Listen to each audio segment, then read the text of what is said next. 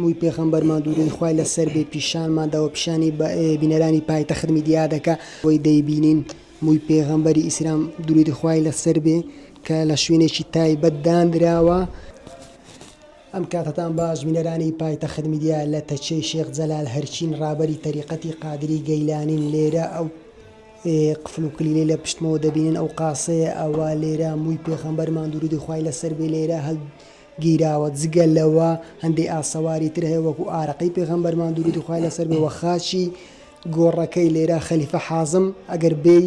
ئەو قفلەمان بۆ بکەیەوە و مووی پێغەمبەرمان پیشان بدەی و پیشانی بینەرانی پایتەخت میدیا بدەی و لە کۆتاییدا شێخ جەلال خۆشی ئاماژە پێ دەکا کە چۆن گەیشتوتە دەستیان.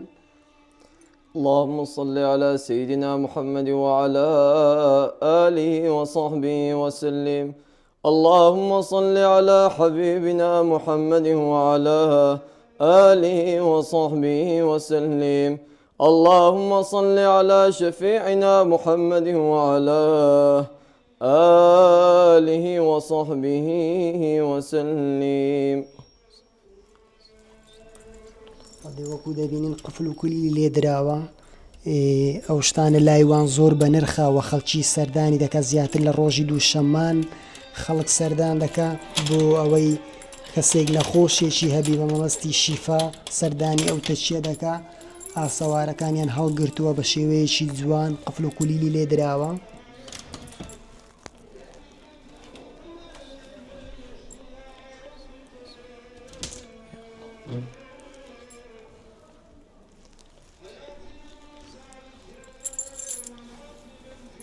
وەکو دەبینین چەندین ئاسەوار وە چەندین شتی زۆر بە نرخی لێدایە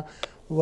زۆر بە حەساسەوە دەریدێنن و دەستی دەکەنێ وەکو شتێکی پیرۆز دەبینن چونکە مووی پێغەمبەرمان دوورودی خوای لەسەر بێ شتێکی یەکجار دەگمەنە لە هەرێمی کوردستان.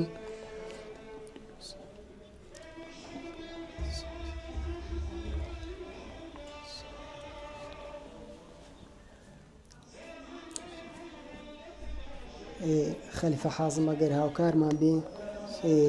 مووی پێغەمبەرمان دوورەی خوای لەسەر بێ پیشانمانداوە پیشانی بینەرانی پایتەخت میدیا دەکا و جیاوازی ئەو مووی پێغەمبەرمان دوورودی خوای لەسەر بێ کە باز دەکەن ئەوەیە کە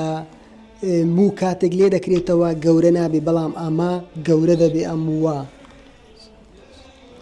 ئێوە دەبێ بیبڕن و دەڵێ دەبێ ئەو شوێنەی لێماندانا و بیگۆڕن چونکە مووەکە گەورە بووە تا ئێستا. بەڵێ بینەرانی پایتەخت میدیا ئەوەی دەیبینین مووی پێغەمبەری ئیسلام دوورودی خوای لەسەر بێ کە لە شوێنێکی تایبەت دانراوە خەڵکی دێن زیارەتی دەکەم بۆ بینینی. ئەگەر ئەبراهیم شوانی هاوکارمان لە نزیکەوە پیشانمان بە ئەوەی دەیبینن مووی پێغەمبەرمان دوورودی خوای لەسەر بێ لەم شوێنەیە.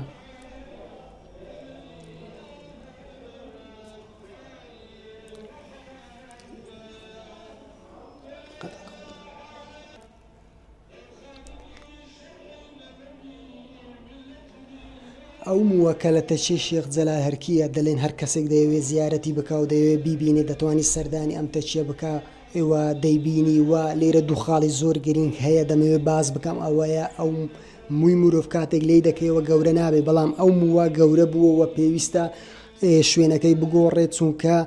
مووەکە گەورە بووەوە موو وەکو دەزانین سێبەری هەیە بەڵام تایبەتمەندی ئەو مووە ئەوەیە کە هیچ سێبەرێکی نییە و لەگەڵمان بن شێخ جەلال هەرکی خۆی باس دەکا کە چۆن ئەم مووە گەیشتوتە دەستیان و چۆن ئەم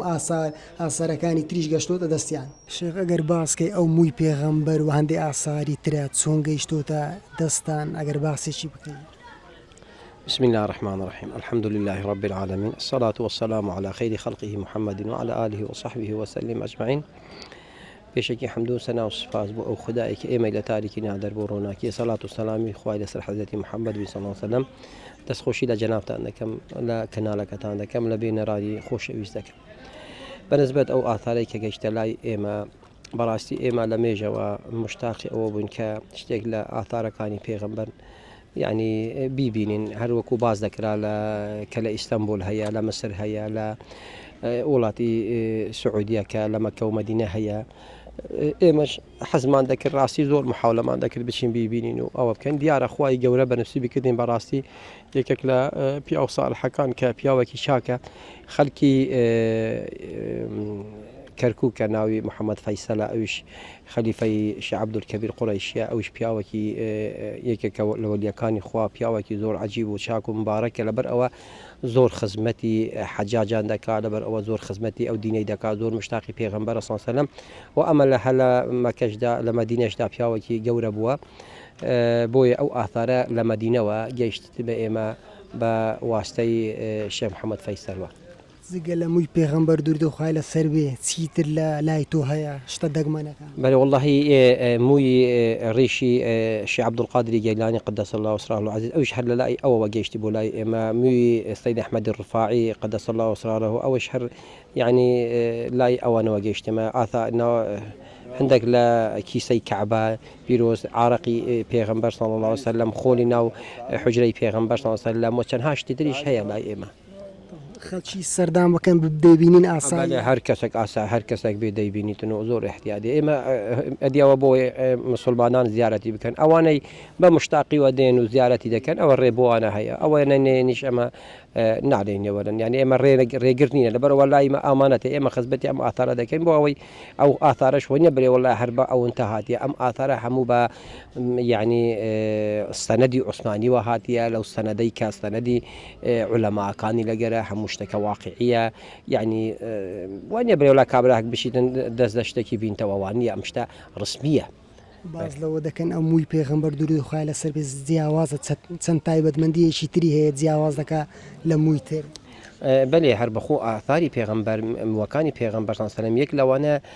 زۆرینەی عولەماکان لەسەر ئەوە کەس پێغەمبەر سێبەری نەبووە پاشان ئەو میوەش سێبەری نییە و پاشان ئەوە هەیە کە ئاثاری پێغەمبەر صلی الله علیه و سلم وەکانی پێغەمبەر ناسووتی و جیاوازی بەڕەکەتی مووی ئاثاری پێغەمبەر زۆر فەرقی هەیە لەبەر ئەوە ئاثاری پێغەمبەر نورە خوا پێغەمبەری بە نور ناردیە بۆ ئێمە لقد جاءكم من الله نور وكتاب مبين خوای گەورە دەفەرمێ من نورەک و کتابەکەم بۆ ناردنیە کە قورئانە بەڵێ جیاوازی زۆر فەرق هەیە ئەنی ئەگەر تەماشا دەکەی لە بەڕەکەت و لە ڕەوحانیەتی ئەمە زۆر فەرقی هەیە لەگەر ئاثارەکاندی هەر لەگەر ئەوەشدا پێغەمبەر صلی الله علیه و سلم لە زەمەنی خۆیدا کە لە زەمەنی خۆیدا مووەکانی خۆی تەوزیع کردێ بەسە سەحابەکان ئەو کەتە کەسەری خۆی حەڵق کردێ هەموو سەحابەکان هاتنە موویەک دووم و دایتێ یعنی و حەدیثی لەسەرە کەسێک ناتوانێت هەر کەسێک قناعەتی بەم حەدیثە و بەم ڕێگانە نەبی یعنی وایە قناعەتی بە پێغەمبەر و ئاثاری پێغەمبەر نییە صلى الله عليه وسلم بخير شي سرچاوم عزيزي هر ساخ و سلامت بي خواهي گەورە خير و ئەجر پاداشتان بداتەوە إن شاء الله